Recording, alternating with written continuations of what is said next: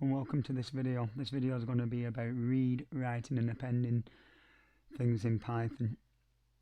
Alright, so the first thing you need to do is open your favourite IDE. I use Thonny. I'm going to save as, I'm going to call this read write. I'm going to save it into a folder on my desktop so I know where things are being saved to. Read write, yep, that'll do.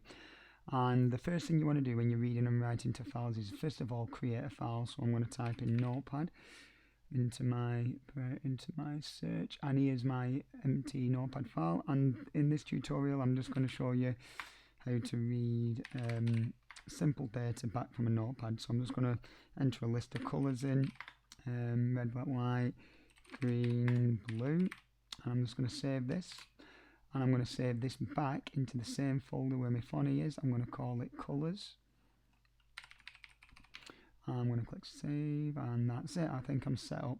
So the first thing I want to do in Python is read that file into Python.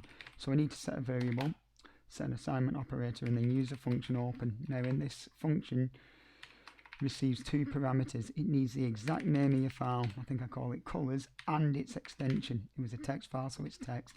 Now because I'm reading data in, I'm going to use the mode R. Simple as that. Now that I'm in R, I need to get this into a format Python understands. So I'm going to create another variable called data, and this is going to be equal to the data in file dot read line. So it's going to look at every single line which was in that file, which was about 5 or 6 of them, I can't remember, and it's going to read all that data into data and display it in a format Python understands, in which case this is going to be a list. So if I now print data, we can see what it does. So there you go, it's read the data into Python, stored it into this variable and printed it back. Don't worry about this \n for now.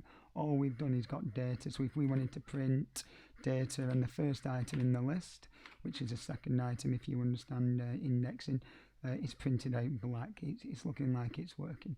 Right, so that's how you read data in. So how do we write new data to the file? Well, first of all, before we go on, when you've finished with the file, you should always close it.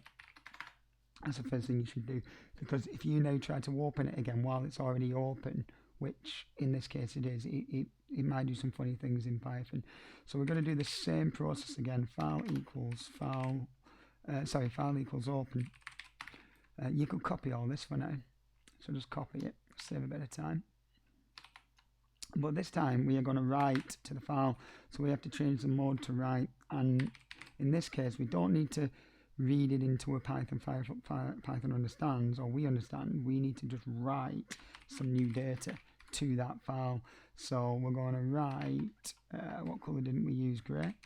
So we'll write grey to the file, and then we finish using the file.close, and then that's that. And then we are going to print out data. Now then, if we run it, it doesn't look like anything's happened because, well, we're printing out data here and then we're printing out data here. It doesn't look like there's anything changed, but I know if we go into a folder where all this is saved and open our colours file, it's just got the item grey in it. Now this is what you don't want. Sometimes you might not want this, or sometimes you might want this, but 9 times out of 10 I've got to say you just don't want this to happen. So let me explain. Right, it's a destructive way of dealing with writing new text to a file. What we wanted really was to add grey to the end of it. So what we're going to do is change this W to A, and now that stands for append. And then what we can do this time is change this to yellow, run it now, and it looks like nothing's happened. It's printed out grey, it's printed it out again, it looks like nothing's happened. But now I'm going to type in the word blue, I'm going to run it again, but look, it's done grey, yellow, grey, yellow. We don't want it to do that either. What we want is a new item on each line. So at the end of every line, you want to go on to a new line before you write the next thing. So if we do it again, we press F5, it's gone grey, yellow, blue. But I know if I change this now to red and I run it, it's gone grey, yellow, blue. If I now change this to green and I run it now, you can see it's done this thing again. What we wanted before, it's split off the next item, and then if we put, give me another colour, black, run it, it's put the last one we had in green, and if we go back to our text file, I'll just minimise that this time so it doesn't do all that saving, you can see how it's put everything on a new line for us. Now because we can go into our own file and separate these lines, we can just save that and we're all back to normal.